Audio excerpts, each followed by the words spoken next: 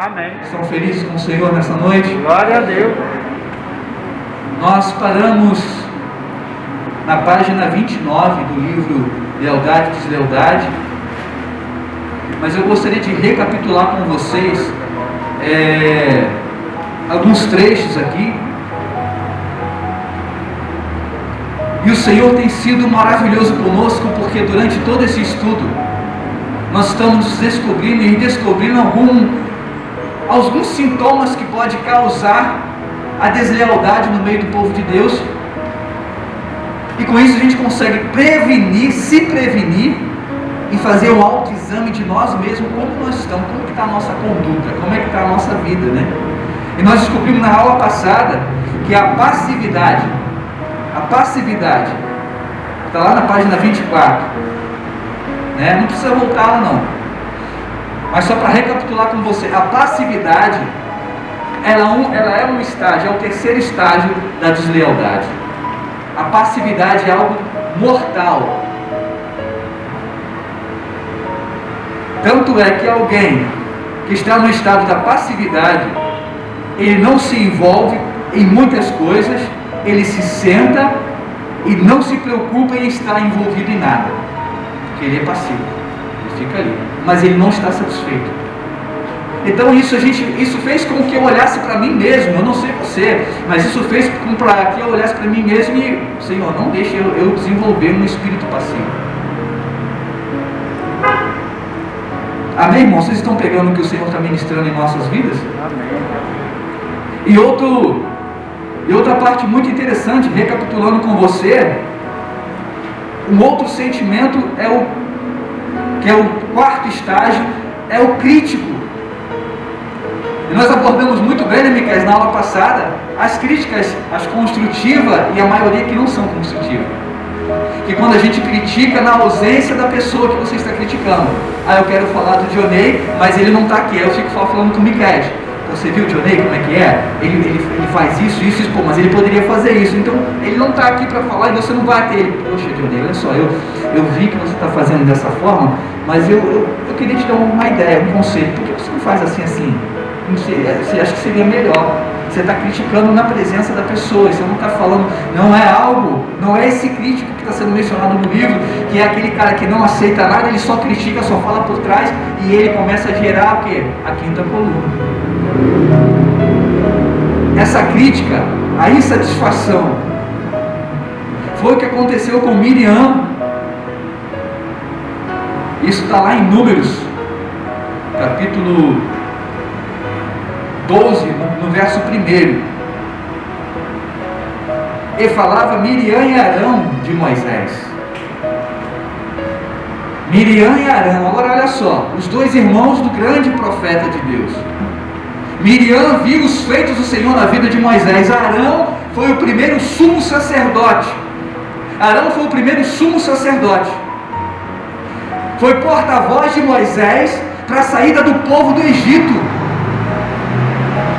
Olha só, e em Números capítulo 12, verso 1, diz que Miriam e Arão falavam mal de Moisés, ou seja, o espírito de crítica, criticavam Moisés. Está vendo? Moisés está fazendo isso, mas ele deveria fazer aquilo.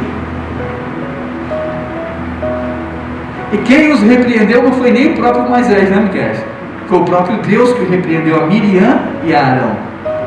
Arão foi o primeiro sumo sacerdote, mas teve um sacerdócio, nós já ministramos aqui, já falamos sobre isso, um sacerdócio que é imperfeito. Por quê?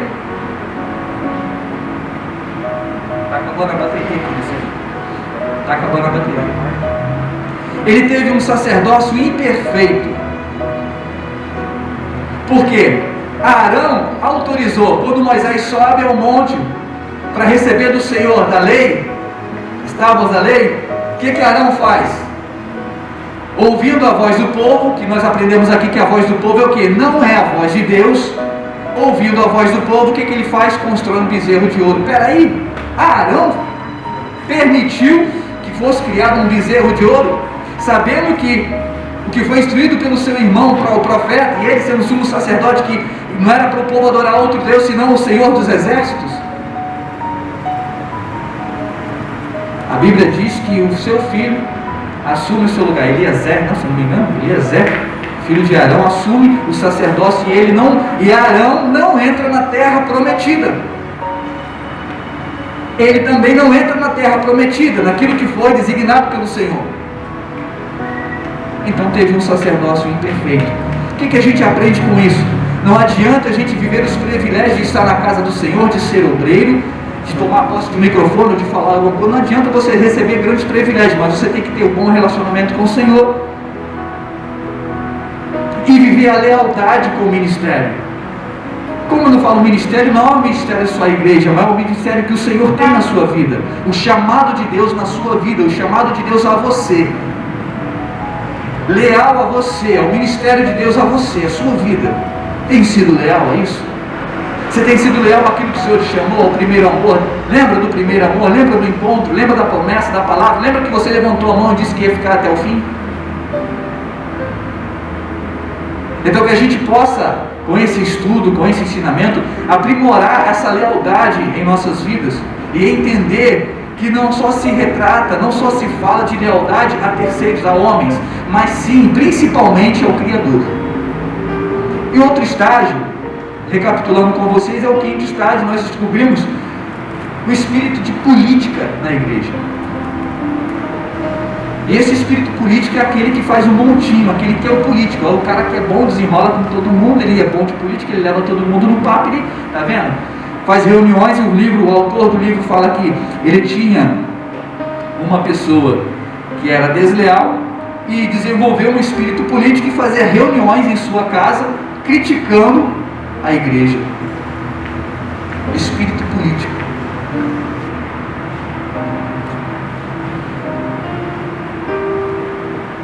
Quando uma pessoa se torna política, ela tenta envolver outras pessoas em suas ideias e filosofias. Aí está o perigo. E nós oramos na última aula sobre esses espíritos, sobre esse sentimento, para que não seja desenvolvido. E hoje nós veremos início, continuidade, na verdade, na página 29. Eu gostaria que vocês recebessem com muita alegria o professor de hoje. Continua sendo evangelista Miquel. Você pode aplaudir pela vida dele.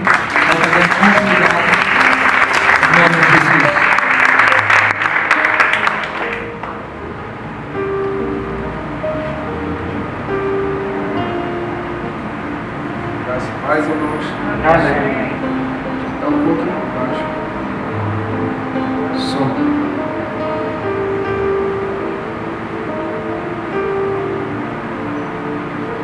Som. Acho que agora melhorou. Boa noite a todos vocês. Vamos estar dando continuidade. Parte onde se está ainda no estágio político, né? A gente parou na parte de Absalão, né? Que Absalão furtava os corações, enfim. O próximo ponto fala: muitas pessoas estão dizendo. Não vou falar de pontos que a gente falou na aula passada, o pastor Ivani já deixou bem claro aqui, então só vou discorrer, só vou dar continuidade. Diz assim nesse ponto: muitas pessoas estão dizendo desse estágio político. A próxima coisa é que eles abordam você com relatos de descontentamento dentro da congregação.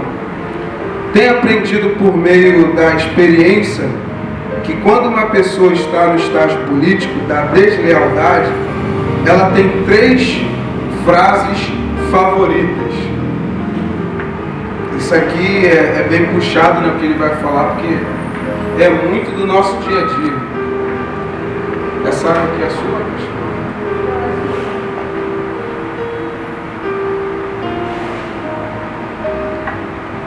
A primeira: várias pessoas estão dizendo isso e aquilo. A segunda: todos estão dizendo isso e aquilo. E a terceira: muitas pessoas estão dizendo isso e aquilo. Nunca é uma coisa especificada, sabe?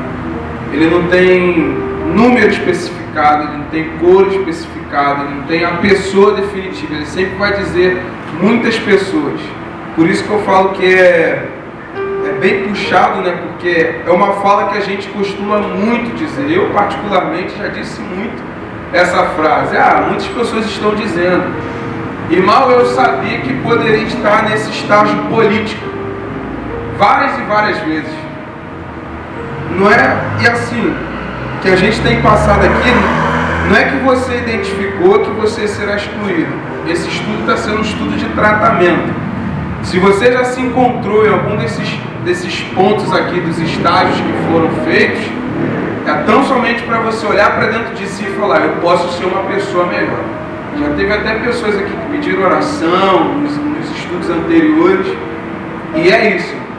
Não é para que você saia, não é para que você fuja, muito pelo contrário, é para te trazer para perto, para fazer você olhar e ver se você está enquadrado em alguma dessas questões.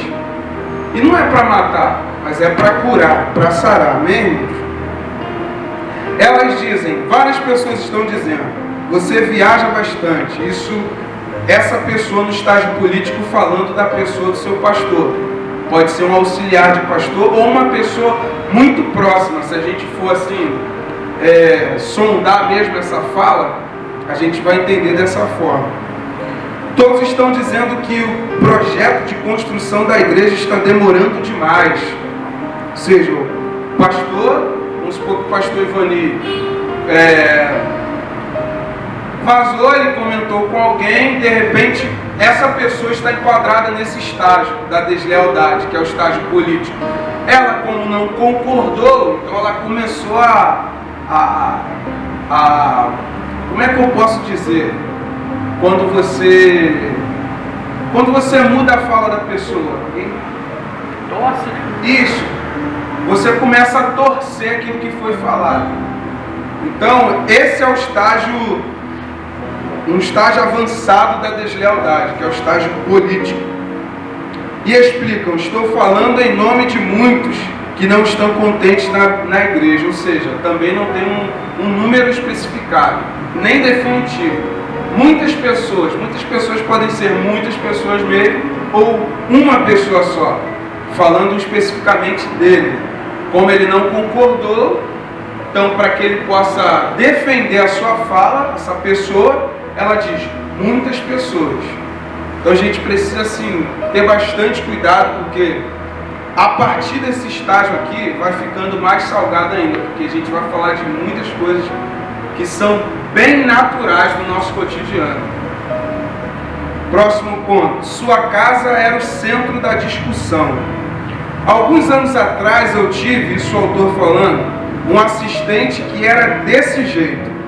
Ele parecia mais amistoso que eu e também demonstrava ser mais acessível. As pessoas levavam seus problemas a ele. Sua casa era o centro para análise dos problemas da igreja. Eles analisavam todas as minhas falhas em sua casa. Os membros da igreja ficaram mais e mais descontentes com o meu estilo de fazer as coisas.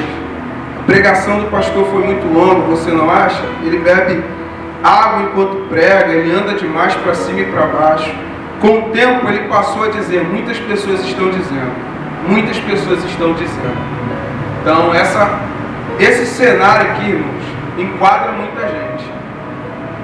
E assim, é uma coisa muito estranha, né? Porque esse rapaz, ele passa de fato tudo que ele vivenciou. E se talvez ele falasse, né, para alguém, ninguém acreditasse, né, que de fato ele estava numa igreja, pastoreando uma igreja, mas que os membros eram desleais. Mas a culpa disso não eram os membros em si, mas era uma única pessoa que estava descontente com o que ele pregava, descontente com a forma como ele pregava, com a forma como ele regia e administrava a igreja, ou seja, era o fermento, era o próprio fermento. A alegria e liberdade quando ele viaja, ou seja, esse rapaz começa a mudar a situação do pastor e começa a condenar as suas ações, porque ele, no seu direito de ir e vir, de fazer qualquer tipo de coisa, ele sai para viajar. Como pastor tem o seu dia de descanso, tem o seu dia de fazer os seus afazeres e tudo mais. Só que essa pessoa não via o pastor no direito de fazer isso. Então ele começava a especular um monte de coisas que engodava a igreja. Quanto mais se falava, mais inchava a igreja. Então ele deixa bem claro e bem apontado aqui, que a gente precisa ter muito cuidado quando a gente não vai só se dirigir ao pastor sênior da igreja, mas a qualquer pessoa. Que esse estudo aqui, para mim, não é só direcionado a um pastor, embora ele traga muito para a sua responsabilidade, mas isso pode servir para qualquer um, irmãos. Nós podemos ser políticos com qualquer um de nós. Eu posso ser político com o Ministério de Louvor, eu posso ser político com os obreiros, eu posso ser político com qualquer área da igreja. Amém, irmãos? Vamos lá. 6º estágio. Estágio do engano. Uma coisa de que tenho certeza é que as pessoas que se rebelam estão grosseiramente enganadas. Se elas não estivessem enganadas, não iriam fazer alguma das coisas que fizeram. Muitas delas que se rebelaram acabaram em destruição. Eu quero aqui frisar nesse ponto para falar de um homem, recapitular. Quem foi o homem que terminou em destruição da casa de Davi? Senão o seu próprio filho, que se levantou, que fez o que fez, houve assassinato e tudo mais, mas qual foi o fim de Absalão? Destruição completamente. Ou seja, surgiu um propósito errado no seu coração, e esse propósito errado levou ele a ser morto. Quantos, irmãos? Se a gente for assim, olhar também numa questão espiritual, quantas pessoas que por não tratarem de situações na sua vida, terminam com a sua vida espiritual destruídas, porque estão de fato enganados. É o que ele está dizendo. E eu sei que ninguém tem a intenção de destruir a própria vida, mas ela acaba destruindo a própria vida. Por exemplo, Judas, o peso na consciência dele fez com que ele se suicidasse. Então, às vezes, você não é morto por alguém, às vezes você é morto pelas suas próprias decisões. É o que ele está deixando claro. O estágio do engano, ele é tão avançado que ele leva a pessoa a morrer por uma causa de engano, de mentira, falsa. É o que às vezes muitas pessoas avançam no estágio.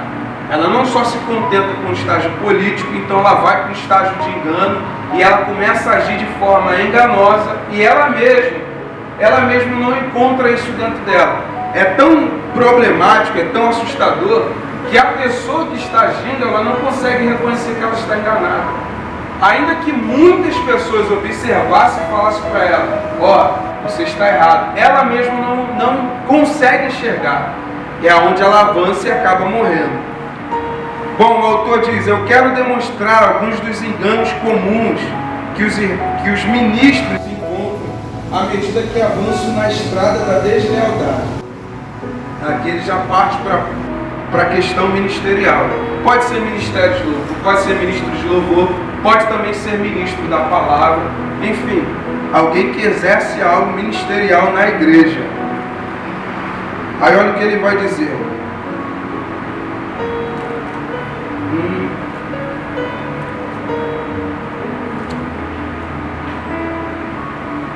Eu quero demonstrar alguns dos enganos comuns que os ministérios encontram à medida que avançam na estrada da deslealdade. Você deve perceber, no entanto, que todo ministro é tentado com esses pensamentos.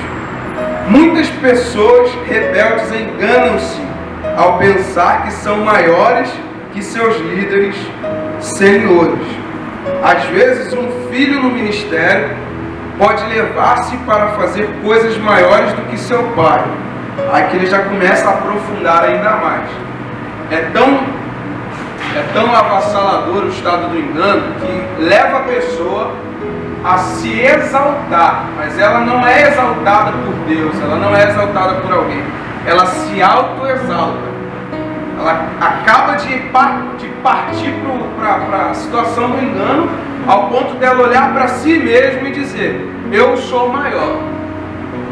Com todo respeito, era como se eu olhasse para o pastor Ivani, ou como se eu olhasse para o pastor Vando, e pela situação ministerial que eu alcancei, é tão desrespeitoso, porque eu não honrei quem me ajudou a chegar, e eu não honrei quem me ungiu.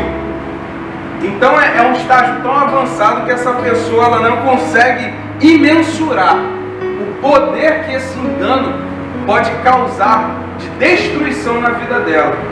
Então ele começa a dizer: às vezes um filho no ministério pode levantar-se para fazer coisas maiores do que o seu pai. Olha isso. Era como se o pastor Ivani tivesse um discípulo e ele criasse esse discípulo, mentoreasse ele, disciplinasse ele, desse ajuda, desse suporte, e no final, ainda que ele alcançasse, irmãos, muitas coisas avançadas ministerialmente do pastor Ivani, ele olhasse para ele com um olhar de superioridade. E é aí que o estágio avançado de engano ele começa a destruir a pessoa. Aí ele diz: Jesus não parecia preocupado com o fato de que alguns de seus discípulos fariam mais milagres. Ele de fato predisse que seus trainees iriam fazer coisas maiores do que ele tinha feito, e estava feliz por isso. Eu gostaria que alguém lesse João capítulo 14, verso 12. Levante sua mão, que o irmão vai levar o microfone até você. Tem outro microfone aí disponível? Está com ele? Quem achar já pode ler, só levantar as mãos. João 14, verso 12.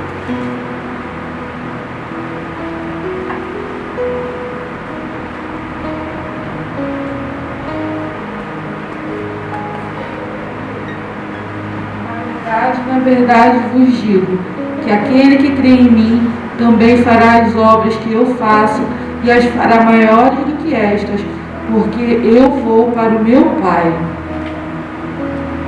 Olha a fala de Jesus Cristo. Ele diz que isso é tão importante,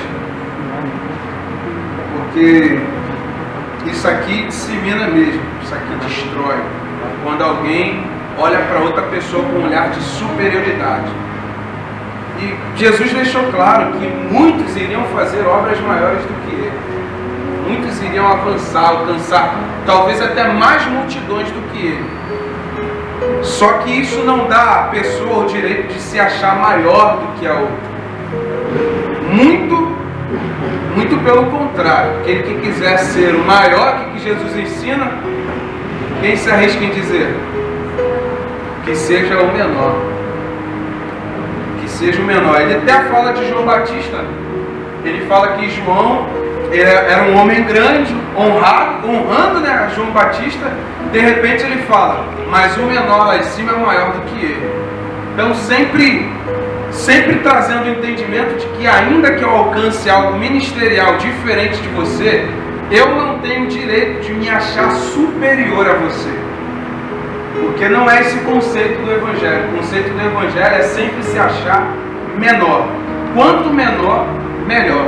Porque o menor lá em cima, o menor lá em cima é o maior. Alguém gostaria de fazer algum comentário em cima disso? Alguém? Pastor Ivani?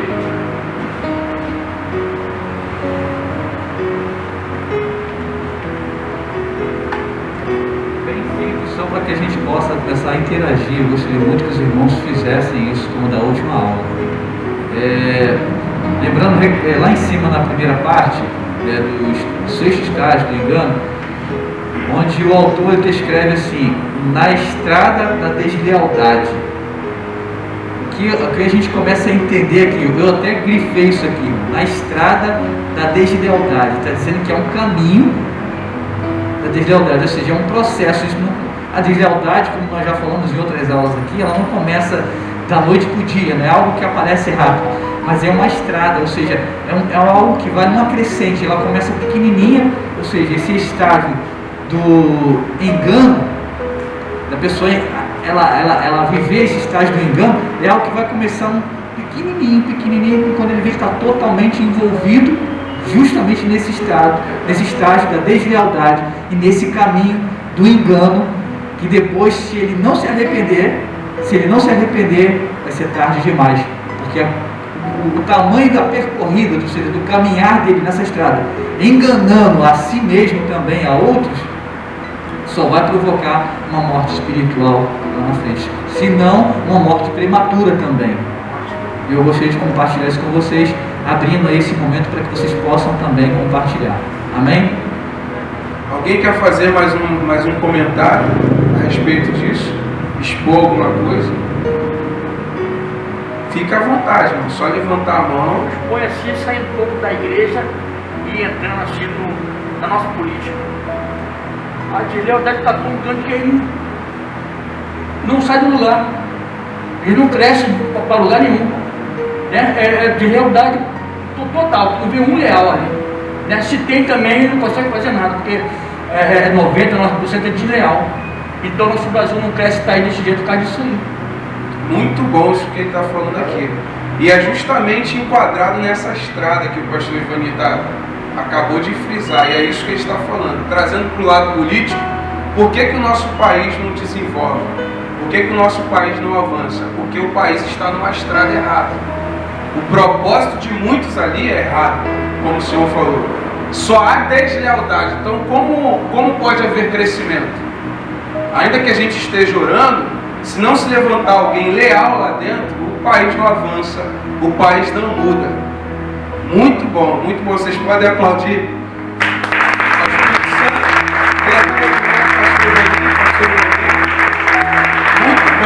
Muito bom esse exemplo. Isso define a estrada da deslealdade. E não tem como, se a gente trilhar esse caminho, não há prosperidade alguma. Só engano, destruição, mentiras e dissensões. Vamos lá? A história prova que isso é verdade. Atualmente os evangelistas, isso aqui é muito forte, a partir disso aqui é muito forte falar disso, ministram a multidões maiores do que aquelas às quais Jesus ministrou. Há ministro que tem escolas bíblicas maiores do que as que Jesus teve.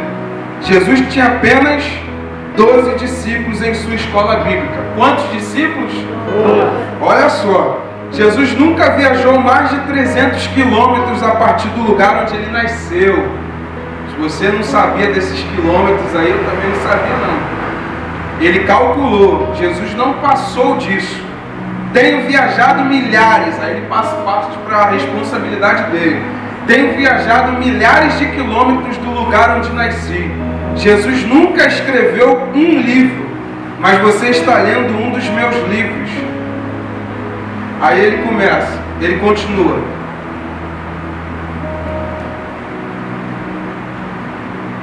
Vamos lá. Jesus nunca teve um escritório para o seu ministério, mas a maioria das igrejas tem gabinete, tem até 3 ou 4, se fosse fazer mesmo gabinete, salas para atendimento. Olha esse lugar, olha esse espaço. Jesus, ar-condicionado, nossa, que luxo. Os profetas de hoje, irmãos, não pegam sol na moringa, é ar-condicionado, a não ser os missionários. Mas existem momentos que os missionários pegam um avião, vão para outro estado, no conforto.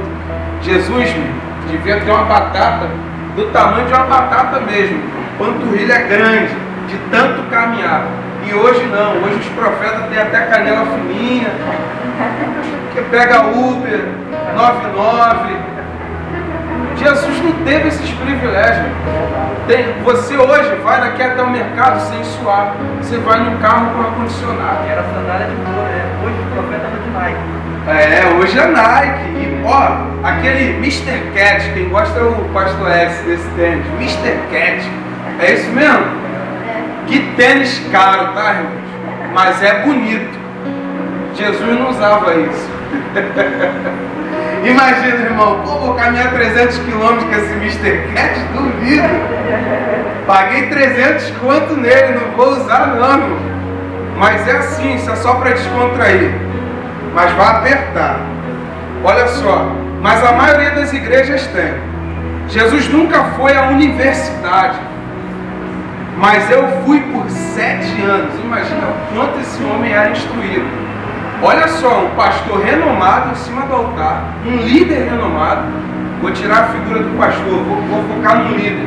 Um líder renomado, instruído, concursado, mas mesmo assim as pessoas viam alguma coisa nele para serem desleais.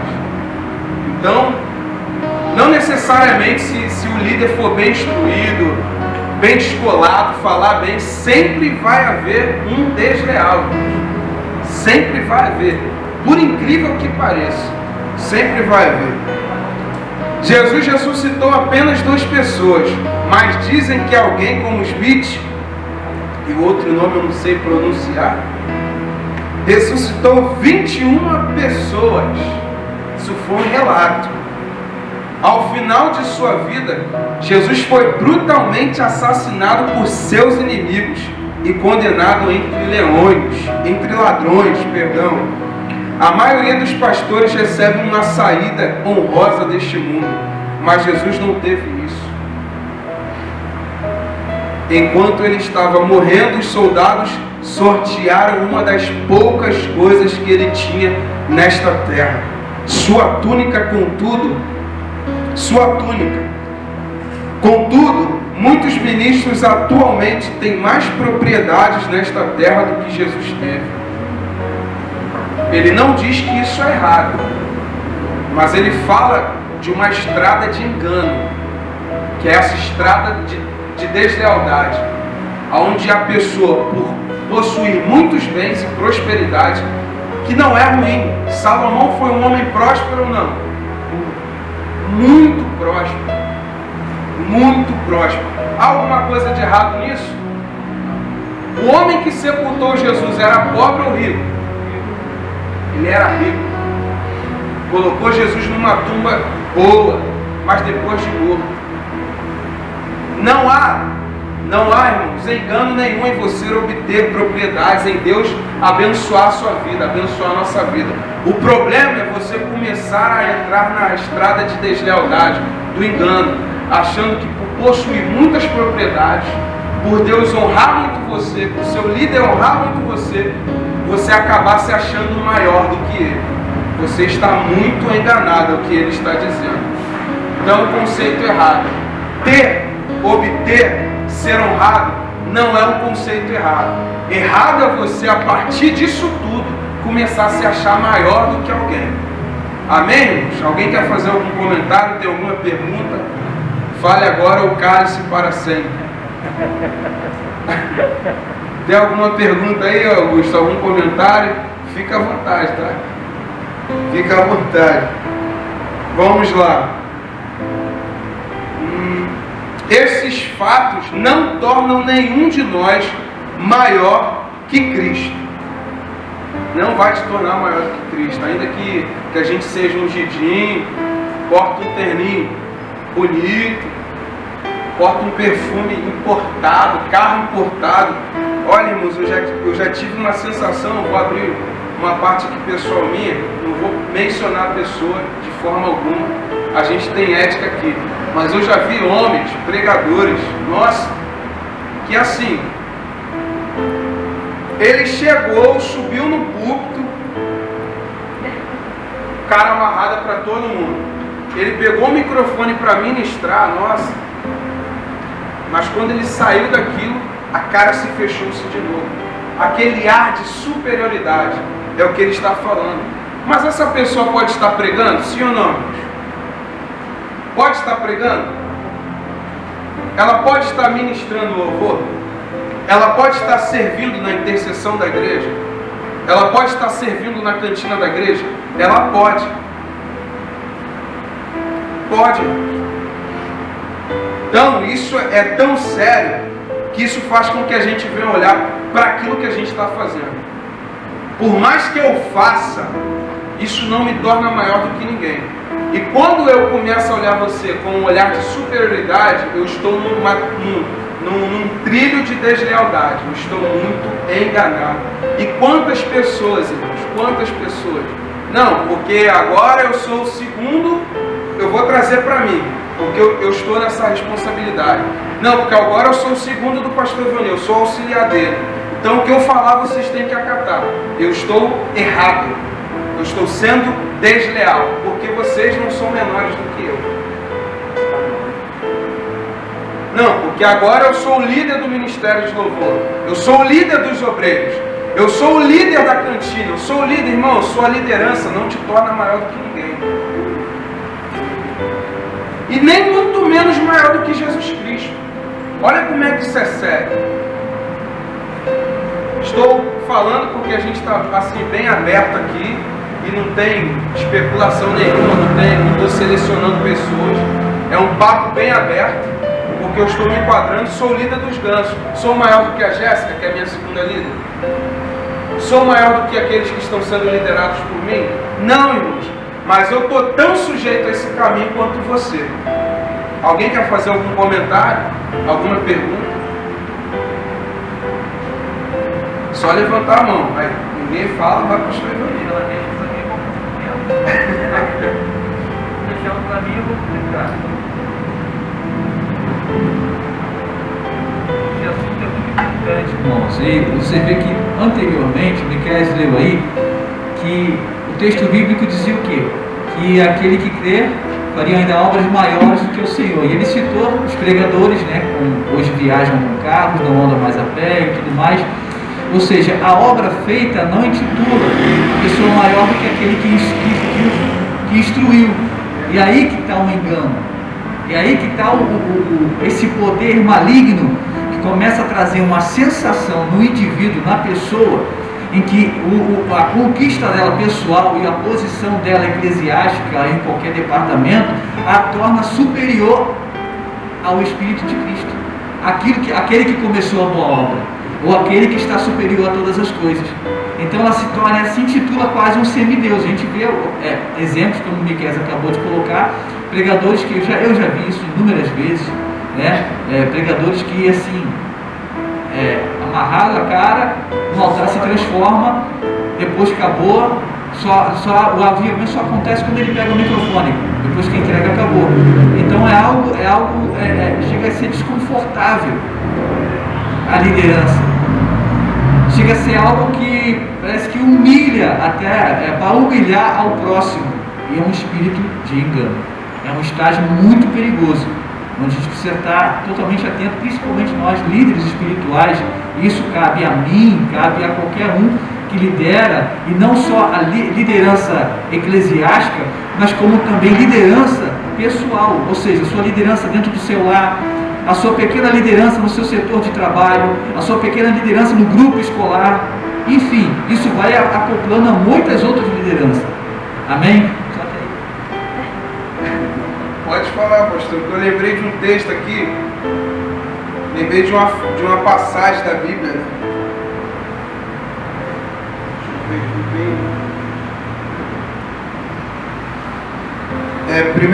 Primeiro Samuel, primeiro livro de Samuel, no capítulo 16, se você quiser ir isso, enquadrado nisso que a gente está falando. A desonra, o desrespeito, porque é um desrespeito. Você foi um porta-voz de Deus, uma direção de Deus para a minha vida, e eu não honro a você, e nem muito menos ao Deus que colocou você na posição para que eu pudesse exercer alguma coisa.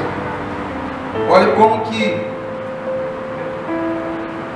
diz assim, 1 Samuel capítulo 16. Então disse o Senhor a Samuel: até quando terás dó de Saul, havendo-o rejeitado, para que não reine sobre Israel? Enche o teu vaso de azeite e vem, enviar-te-ei a Jessé, o belemita, porque dentre os seus filhos me tenho provido de um rei. A partir desse momento aqui,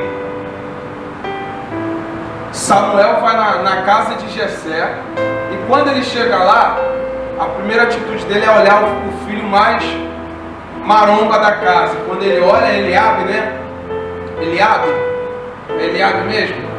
Ele olha para Eliabe. Ele olha para Eliabe e ele, nossa, esse aí deve ser. Você pode ver até onde um homem pode se enganar. Samuel era um profeta. Samuel era um homem de Deus, mas até profeta e homem de Deus pode se enganar. Tá bom, eles vem o menino, aí Deus fala, vai lá e unge. Depois que Davi foi ungido, você viu em alguma vez Davi desonrando o rei anterior? Quem aqui já viu na Bíblia isso acontecer? Você viu Davi desonrar Saul? Você viu Davi dizer, agora eu sou rei, porque eu fui ungido, Deus já testificou, Deus já falou, eu vou reinar no lugar de Saul. Só que isso não fez Davi olhar para Saul com um olhar de superioridade. Houve confirmação do céu, houve apontamento, houve uma palavra, e mesmo assim, Davi não se deixou levar, ainda no seu período de juventude. Algumas pessoas dizem, o jovem é acelerado, o jovem toma decisões precipitadas. Só que Davi, na sua juventude, não desonrou o seu rei anterior. E é isso, irmãos. Isso mostra que na sua juventude, ele não se deixou levar pela estrada da deslealdade, do engano. O senhor quer falar alguma coisa?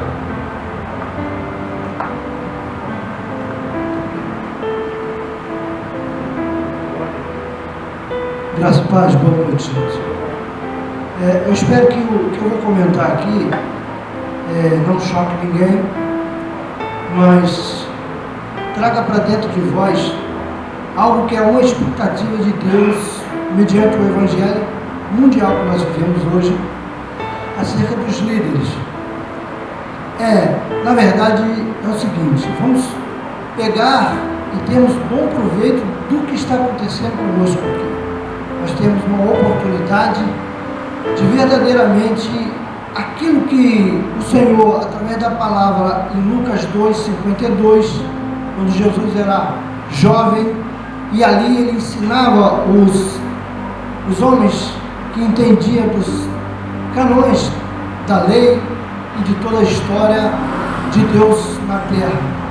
Lucas 2:52 diz que Jesus crescia na graça e no conhecimento. E o estudo que o evangelista citou ainda há pouco tempo fala da questão dos líderes.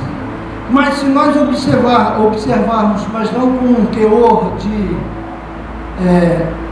estar enxotando alguém ou descredenciando algum líder, não é essa a intenção de nós estarmos aqui para sermos acrescidos na graça e no conhecimento. Vamos ter a oportunidade, já que nós estamos estudando acerca da lealdade e deslealdade, vamos pedir ao Senhor que, quando Ele nos der a oportunidade de avançarmos naquilo que é a vontade dEle, nós não temos as mesmas atitudes desses homens. Porque nós sabemos que no decorrer, principalmente nesses últimos dias, quantos são os escândalos desses homens. Então eu creio em nome de Jesus, irmãos, que esse ministério ao qual nós estamos interessados, estamos agora fazendo parte, temos sofrido, nós temos colocado a nossa vida aí, de culto em culto, de adoração em adoração, para algo grande que eu creio que Deus está derramando sobre as nossas vidas, uma oportunidade para nesse tempo, daqui para frente, fazermos a diferença. Ou seja, nós estamos aprendendo o que é realmente enquadrar-nos diante de Deus, na lealdade e diante daqueles que nos representam, que representam a Jesus na direção desse ministério. Ou seja, crescer na graça e no conhecimento, mas com a dosagem do equilíbrio, de que ninguém é maior do que ninguém, todos nós somos iguais perante o Senhor, mas lembrarmos sempre daquilo que Ele tem nos chamado, ainda para uma grande obra, para aqueles que ainda estão na escuridão. Então, ou seja, às vezes tecemos alguns comentários daquilo que nós ouvimos acerca dos escândalos, mas eu trago para nós, irmãos, aqui Hara-Rio, uma oportunidade para que Deus venha nos usar tremendamente em paciência no estado do Rio de Janeiro e na nação brasileira, para que nós possamos realmente fazer a diferença, sermos um plantel que Deus procura, desde quando Jesus falou para a samaritana ao lado, no poço de Jacó, em João 4, que o Senhor procura os verdadeiros adoradores, aqueles que terão a responsabilidade de andar em lealdade para com Deus e para com o homem. Amém? Só isso. Glória a Deus. Aleluia, né? Gostaria que alguém deixasse aberto aí em Hebreus capítulo 1, verso 3 e 4. Depois a outra pessoa, Hebreus 3:3. Depois a outra pessoa em Mateus capítulo 12, versículo 6.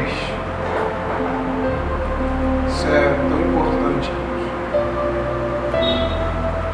Não é que a gente possa alcançar alguma coisa grande, mas esse conceito de ser maior é um conceito muito errado, é uma estrada de deslealdade e desonra.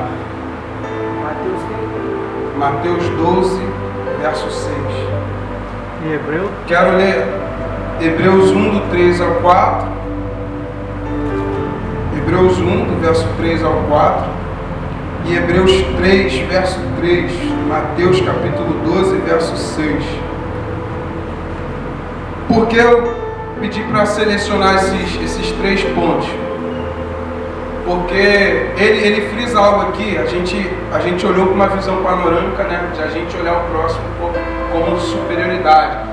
Mas ele aqui frisou bem também como olhar para Cristo com superioridade, ainda que a gente venha alcançar algo maior do que ele, porque ele disse que a gente poderia fazer obras maiores. Quem pode ler Mateus capítulo 12, verso 6, Súlio? Por que nós não somos maior do que Jesus? Pois eu vos digo que está aqui quem é maior do que o templo. São 6. É só isso mesmo. Hebreus 1, verso 3 e 4. Quem achou, levanta a mão aí.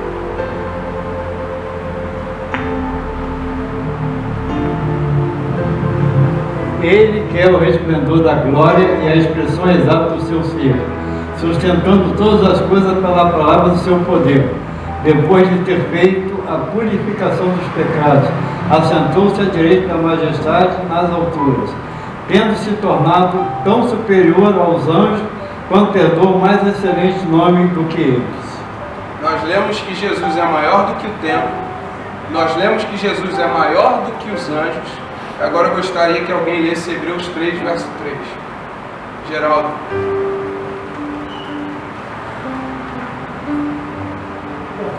Porque ele é tido por digno de tanto maior glória do que Moisés, quanto maior honra do que a casa tem aquele que a edificou. Jesus é maior que o templo. Jesus é maior que os anjos e Jesus é maior que Moisés. Maior do que tudo.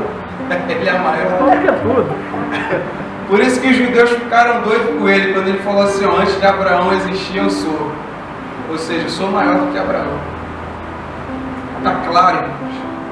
Então, eu acho que pensar dessa forma aqui, irmãos, é ingressar assim, de uma forma errada de destruição. Você achar que você é maior do que o próprio Cristo. Não acredito que não tem engano pior do que esse. Eu sou maior. Então ninguém pode tomar para si essa glória. Ninguém pode ser mais honrado do que ele. Ninguém pode ser mais glorificado do que ele. Ninguém pode ser, como é que eu posso dizer, mais ovacionado do que ele. Ele é maior. Chega a ser uma blasfêmia você achar que você é maior do que Jesus. Não, mas na minha igreja o cego, o coxo, e viu o rapaz aqui? Ressuscitou 21 pessoas. E os que as pessoas não contaram? E muitos que falaram aquela palavra que Deus teve Leva o microfone para ele. Teve boa como é que se diz? Não teve boa saída não. Tem muito que falou que eu sou maior do que Deus, eu posso ir maior aos Beatles, igual. E não foi bom pra ele não. Deu ruim. Não só foi ele, só os Beatles, muitos. Quem conhece de história de grandes cantores, de grandes artistas, não, eu sou maior do que Deus, não teve boa repercussão, não, deu ruim. Cara, isso é interessante e trazendo o que tu falou agora, lembra muita coisa realmente. O rapaz que projetou o Titanic, né, falou que nem o Senhor, nem Deus afundava aquele navio. E o iceberg, né, acabou afundando o navio. Os Mamonas Assassinos foi a mesma coisa. Mamonas Assassinos. Então existe, cara. Existe. Ele é o rei dos reis. Quem foi o rapaz que morreu comido de bicho aí? Quem lembra o nome dele? Que ele se achou maior do que Deus, aí morreu comido de bicho. Tem até o corinho, vai ser comido de bicho. Vai ser corinho aí. Muito longe, também teve o carnaval. No Sambódromo mostraram como se Jesus estivesse sendo derrotado em carnaval esse ano. Cadê? Olha só o caminho de engano. Pô, isso aí foi escancarado. Como se Satanás estivesse assim, oprimindo Cristo, desprezando Cristo mesmo. Aí foi a parafernália que só é. Não tem como, e é um caminho de destruição, é um caminho de engano. Ser superior, ou melhor, se achar superior. Porque o pastor é superior a mim, na questão eclesiástica. Mas isso não faz ser maior do que eu, nem eu ser maior do que você, ainda que a gente esteja numa altura elevada de carro, né? Então a gente precisa ter bastante cuidado para que a gente não caia no estágio do engano, ser maior. Vamos lá. Infelizmente, quando progredimos um pouco no ministério, começamos a pensar que somos maiores do que alguém que tem estado antes de nós. Olha que coisa terrível. Eu quero aqui pedir que alguém possa ler, se achar aí rapidinho, João capítulo 3, verso 30 e verso 31.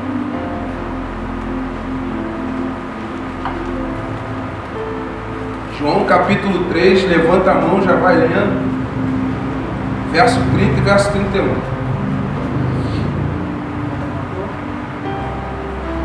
João 3, é o Fabinho.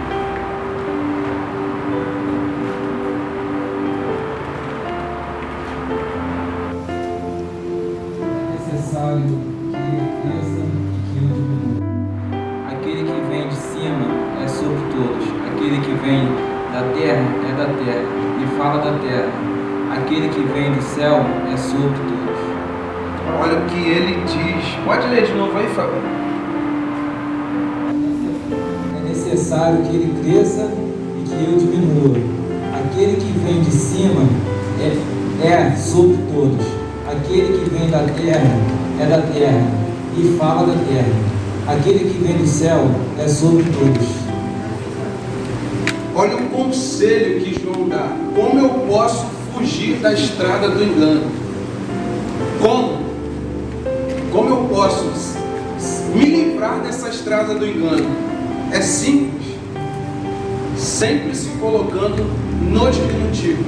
Se você for uma pessoa que sempre se acha menor do que a outra, você não vai trilhar no caminho de engano, de deslealdade. Você nunca vai se achar superior a outra pessoa, porque você sempre se coloca por menor, sou menor. João, quando olhou Jesus, ele estava lá batizando, aí ele olhou para ele e disse, não, olha só como que esses homens tinham sensibilidade, e como eles não abriam espaço para deslealdade. Eles não abriam espaço para deslealdade. Eles tinham a lealdade dentro do seu coração. Eles nunca olhavam para a pessoa com superioridade. Ele olha e ele fala, não sou digno de tirar as tuas sandálias.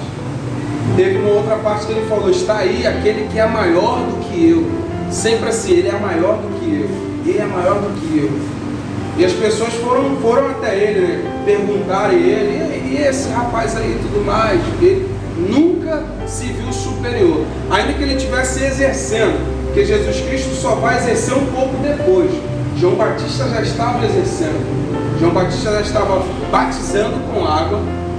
Jesus veio, se batizou, depois Jesus foi levado ao deserto, foi tentado, aí depois que Jesus começou a pregar, mas João já estava exercendo. Mas mesmo assim João não olhou para ele com um olhar de superioridade. Quer ver outra pessoa? Pedro, dentro do barco, quando ele olha Jesus, não vou lá na tua casa, não, Senhor, eu não sou digno de te ter em minha casa.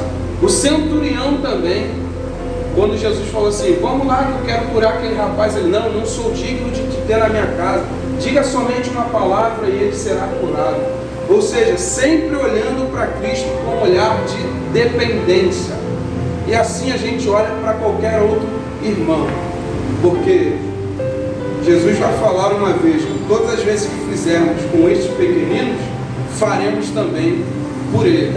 Então, se a gente honra o nosso próximo, colocando ele num lugar de mais honra do que a gente, nós estamos honrando a Cristo. E tem uma passagem que fala sobre isso. Se entrar alguém dentro de uma casa com anéis e tudo mais, você vai honrar mais a ele. Aí ele fala que a gente deve dar mais honra. Ah, pensei que você queria falar alguma coisa. Alguém quer falar mais alguma coisa, irmão? Nossa irmã aqui.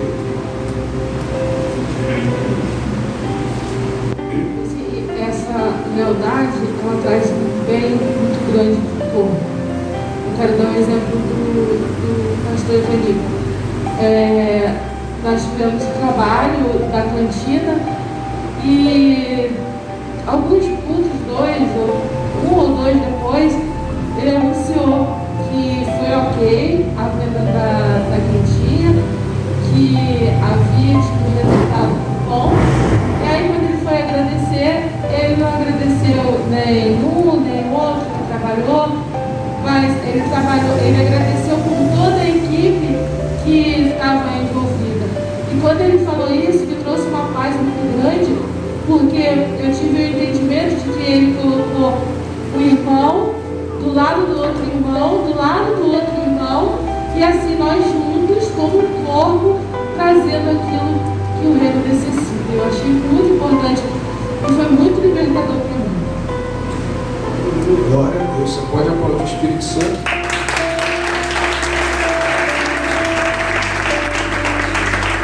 Porque isso só revela, irmãos, que nós estamos no caminho certo. E vai começar por quem? Vai começar pelos líderes. Glória a Deus.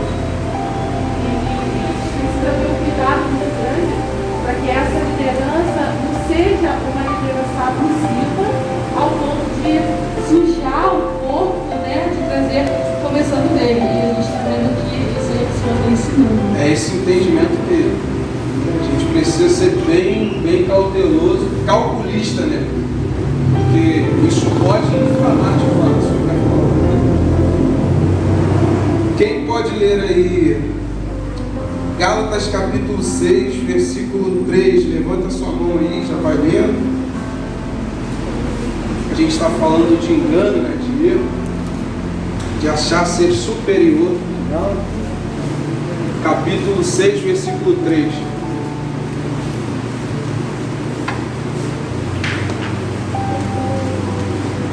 Porque se alguém não quer alguma coisa, não sendo nada, engana-se a si mesmo. O Lucas ia falar na hora, mas aí a irmã já foi mais rápido. Vai chegar a próxima para você, Lucas. Vou lembrar de você, ó. Deixa o Lucas ler lá. Mas olha só, irmãos, que coisa profunda de se falar.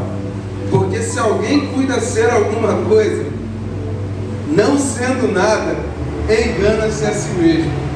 Essa é a trajetória do engano. A pessoa acha que é alguma coisa, quando na verdade ela não é nada. Jesus não disse uma vez, eu sou a videira verdadeira. Aí depois ele diz, vocês são os ramos.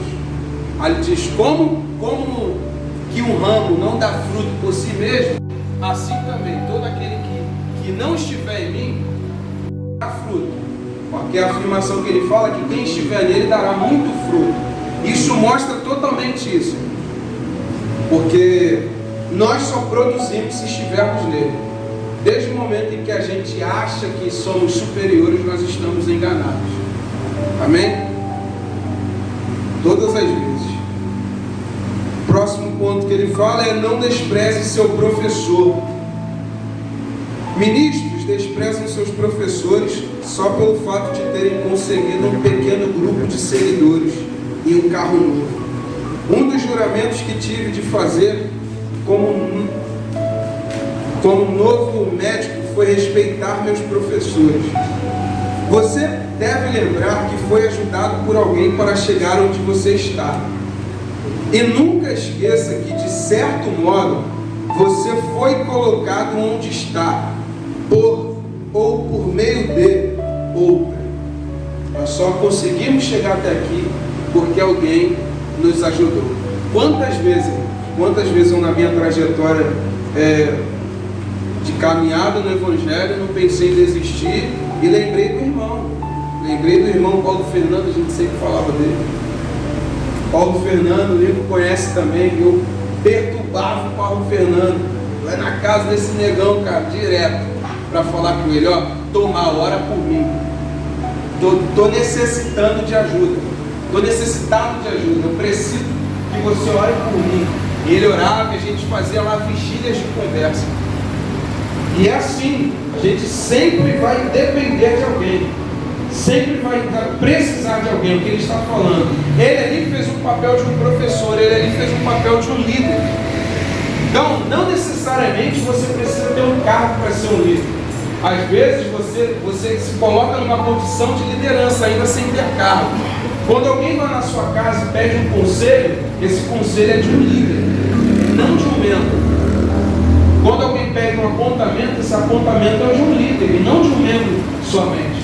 Então, se a pessoa vai até você para te perguntar alguma coisa, ou querer um discipulado pessoal de você, é porque ela vê você uma representação de liderança.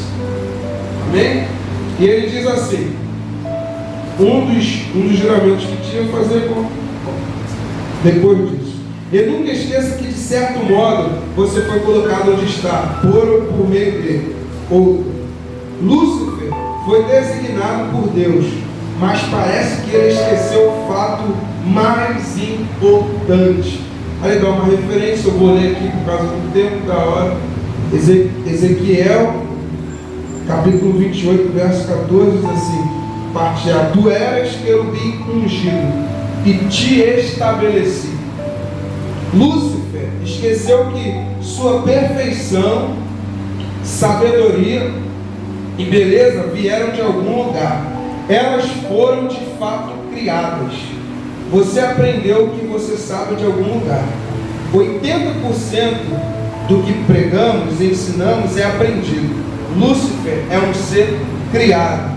Ele não criou a si mesmo. Ou seja, tudo que Lúcifer tinha foi Deus que projetou. Foi Deus que construiu.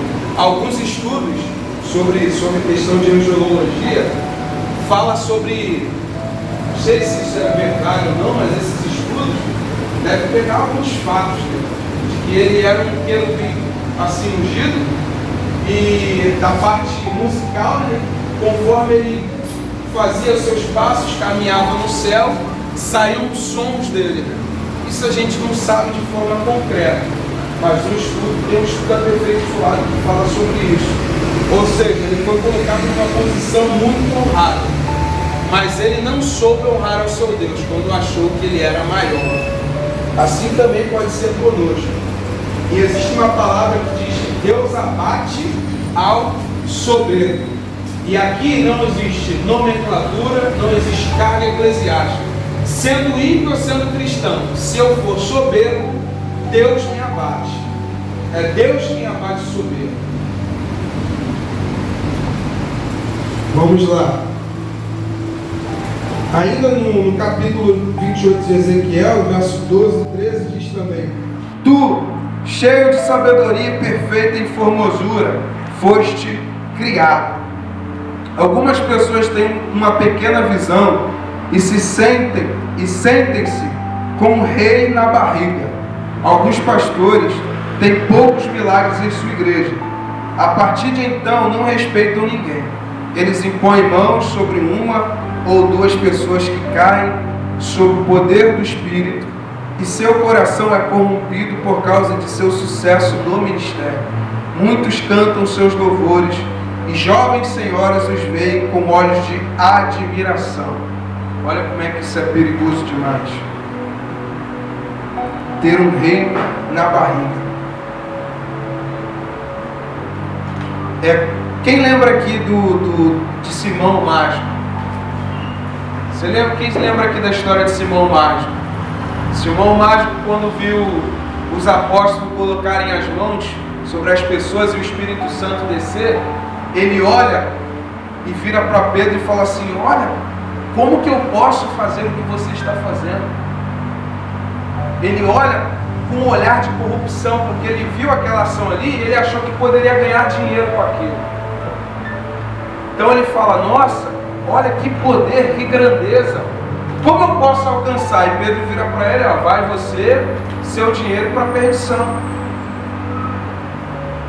Porque é isso, irmãos, que acontece quando nós olhamos para a questão ministerial com um olhar corrompido, lucrativo, superioridade, tudo isso. Outro ponto: enganado por seu recente sucesso, elevou-se teu coração por causa da tua formosura. Está falando ainda de Ezequiel. Muitos pastores ganenses tornam-se rebeldes quando são enviados para fora de seu país para pastorear a igreja. Aqui ele estava na visão do líder, do pastor que sofria, ele está falando da igreja. Agora ele está falando do próprio pastor, quando esse pastor ele cai no engano. Em ricas cidades europeias e americanas, eles andam para cima e para baixo, entre pedras de fogo, e isso lhes sobe a cabeça. É isso que acontece. Quando eu olho para o poder com o coração elevado, eu estou na mesma cegueira que Simão estava. Porque Simão ele olhou para a questão ministerial com o coração soberbo, altivo. Ele queria ser maior, ele queria ser grande, ele queria ter poder. E automaticamente ele foi cego, foi possuído de uma cegueira por conta disso. Todas as pessoas que olham com um olhar de superioridade, ela tem tendência a ser cega em todas as suas decisões. Ele disse: dei-lhe 6 meses. Ninguém podia controlá-lo ou aconselhá-lo. Ele tinha repreensões afiadas para seus senhores, acusando-os de não estarem sempre certos. Essa pessoa havia se enganado ao crer que era tão talentosa quanto qualquer outra. No final, ela resignou, amargamente denunciando e ridicularizando seus superiores no ministério. De modo desdenhoso, chamou sua igreja anterior de seita. Até chegou ao ponto de chamar seu pai em Cristo, aquele que a levou a Cristo, de tolo, por se associar à igreja que ela estava deixando. Quantos irmãos que a gente encontra aí sem igreja, sem nada, apagados, com essa fala desonrosa, desonram o seu pastor anterior, desonram a sua igreja. Nada contra, tive falhas na minha antiga liderança, erros assim grosseiros também dos irmãos que estavam lá ministerialmente, mas eu não posso fazer disso um motivo para disseminar o ministério do rapaz, porque de uma certa forma ele serviu em alguma área da minha vida, ele me proporcionou alguma coisa em alguma área da minha vida, então eu não posso desconsiderar o que aconteceu com ele. Aquela velha fala: 99% de acertos, 1% de erro, acabou, irmão, seus 99% de acerto. Você nunca mais será a mesma pessoa. É esse olhar. Isso não foi tudo, diz o autor. Aquele anarquista refratário fez um voto de que iria aprovar seu dom ministerial para todos e todo mundo dentro de 6 meses. Olha o estágio de deslealdade, de engano, ao ponto dele olhar, vou provar que eu sou melhor. De sua disserção. Entretanto, anos após sua revolta separatista e desafiadora, ele simplesmente desapareceu na obscuridade. Tal insurgente, obstinado, pensou que dentro de 6 meses ele poderia conseguir coisas que levam muitos anos de experiência para alcançar. Creio que uma das razões por que Jesus instituiu a ceia do Senhor foi para evitar o engano. Ela é para lembrar a todos que não importa o que você alcance ou obtenha, você não é Cristo. Precisamos lembrar nossas origens. Precisamos lembrar como nós nos tornamos o que somos hoje. Jesus disse: fazei isso em memória de mim. Ou seja, você só está aí por causa de mim. Você só alcançou o ministério por causa de mim. Você só foi honrado por causa de mim. Você só foi ungido por causa de mim. A ceia é para lembrar a gente que existe alguém superior. Existe alguém que foi maior e que é maior. Muitas pessoas rebeldes são enganadas porque são talentosas e ungidas. Eu quero frisar isso aqui, porque isso aqui é terrível. Se a gente olhar para o nosso coração, a gente vai ver que de vez em quando a gente pode esbarrar nisso aqui. Não, Deus me honrou, Deus me ungiu, então eu me acho no direito. Deus me deu talentos, eu toco, eu prego, eu toco gaita, eu faço tudo. Eu sou um líder disso, eu sou um líder daquilo, e no final, irmão, você se torna sozinho. É o que ele está tentando instruir.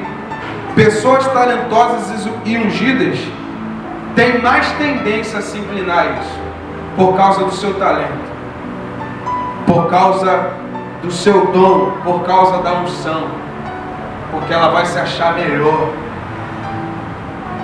Depois que a gente é ungido, isso é bastante precário, mas depois que a gente é ungido ou honrado, a gente precisa ter muito cuidado. Está até rindo, Augusto. Quer falar alguma coisa, Augusto? Quer falar alguma coisa? Deixa o Augusto falar alguma coisa, ele está rindo muito.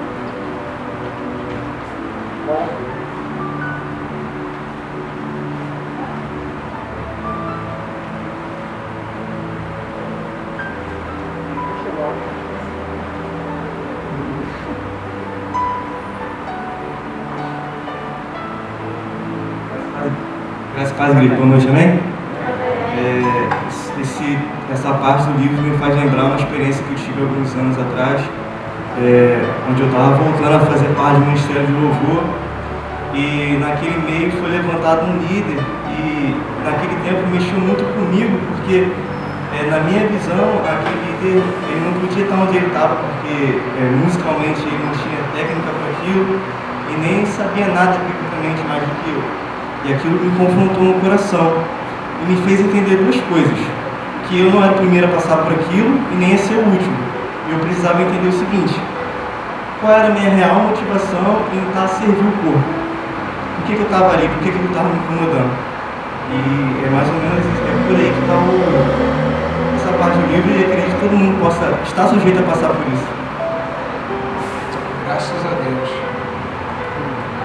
E é de fato isso aí mesmo. Porque se eu me encontrar no corpo, por que eu vou querer ser melhor do que você? Porque nós temos 2 bateristas aqui. Nós temos quantos irmãos que tocam instrumentos aqui? Levanta a mão aí. Paulinho, Sullivan. Olha quantas pessoas. Quantas pessoas que cantam também aqui no Ministério de Louvor.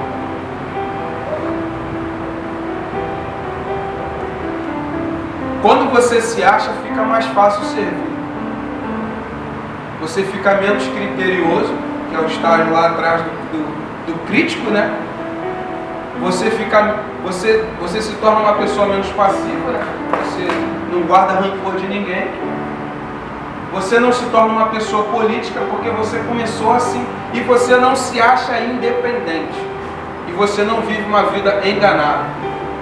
Quer falar alguma coisa aí, Roger? Está acenando aqui.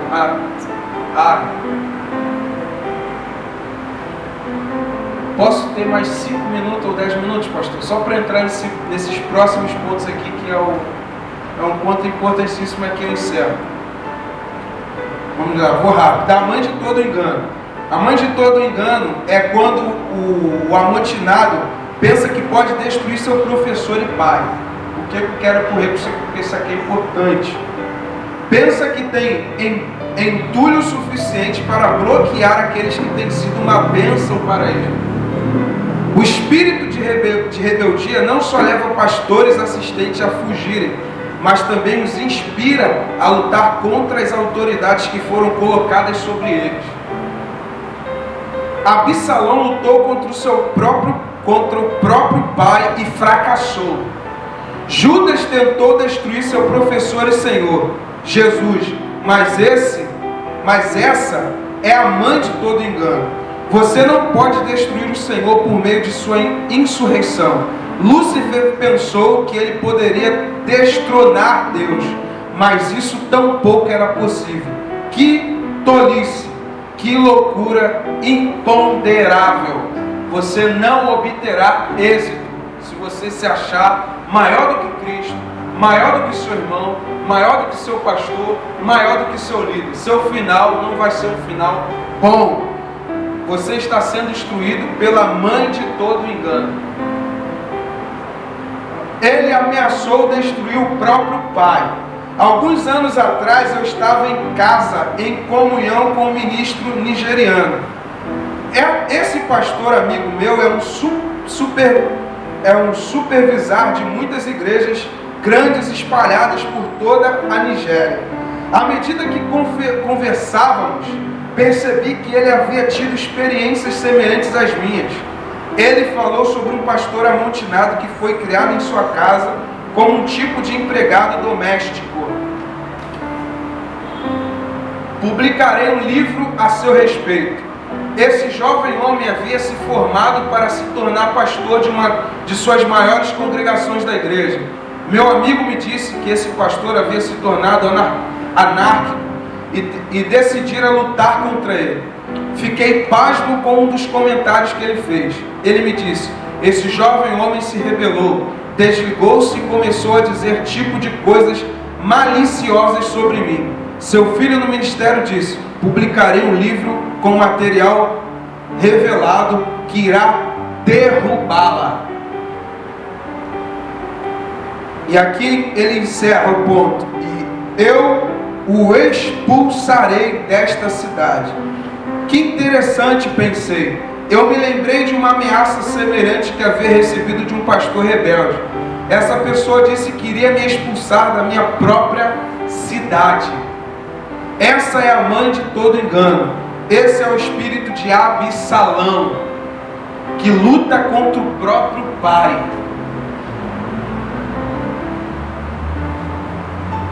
O espírito de Lúcifer é o espírito que tenta...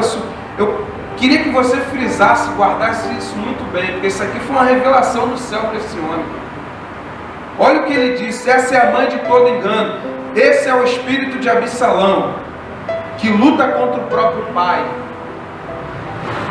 O espírito de Lúcifer é o espírito que tenta substituir e tomar a autoridade constituída. Pode ser do pastor, pode ser do líder. A ideia de roubar o espaço de alguém é uma ideia perdida de Lúcifer. Tentar ser maior, tentar elevar o seu trono. O espírito de Judas é o espírito ardiloso que trai e volta-se contra o próprio professor. Foi o que Judas fez. Então ele faz menção de 3 tipos de mentalidade errada: Absalão, Lúcifer e Judas. O trio elétrico do engano. Esse é o trio elétrico do engano, pastor Evangelho.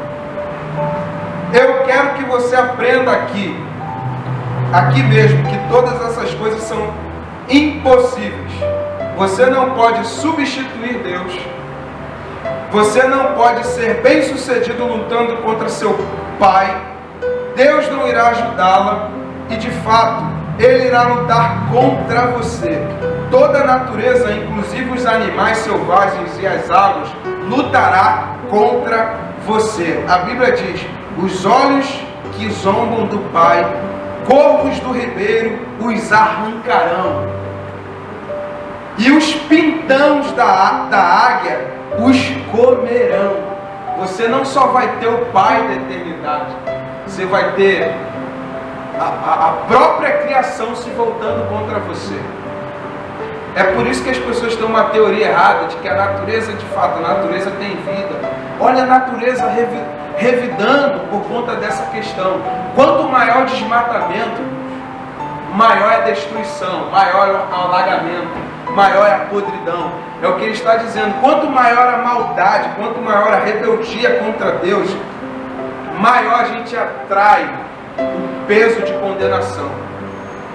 E eu queria frisar bem: os olhos que zombam do Pai, corvos do ribeiro os arrancarão, e os pintãos da águia os comerão. Queria terminar com você dizendo aí para o seu irmão e companheiro de aula: quando você tenta ser maior do que alguém, você provoca o seu próprio sepultamento. Aplauda o Espírito Santo.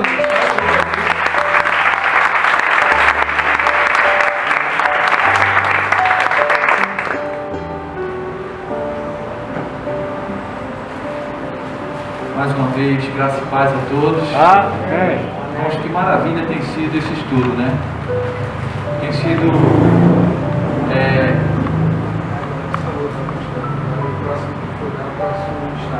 sim. Mas marca aí, tá, irmãos?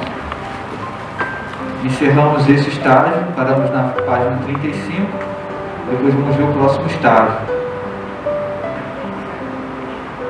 Tá ok? É o sétimo estágio, isso. Então você marca aí. O que nós aprendemos hoje nessa aula? O que nós aprendemos na aula de hoje é lutar contra a mãe de todo o engano. Lutar contra o engano. Para que isso não cresça no nosso meio, para que isso não cresça na nossa casa, para que isso não cresça no ministério do Senhor, para que isso não cresça na nossa vida.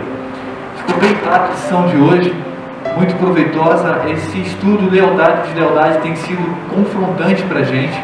Está tratando de áreas da nossa vida. Eu gostei muito da referência. Augusto citou a própria vida dele ali, momentos que ele viveu e compartilhou em outros ministérios, como os demais irmãos aqui falaram.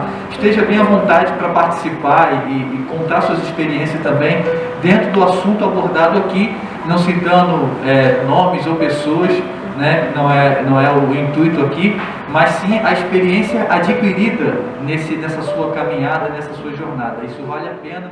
Amém, querido?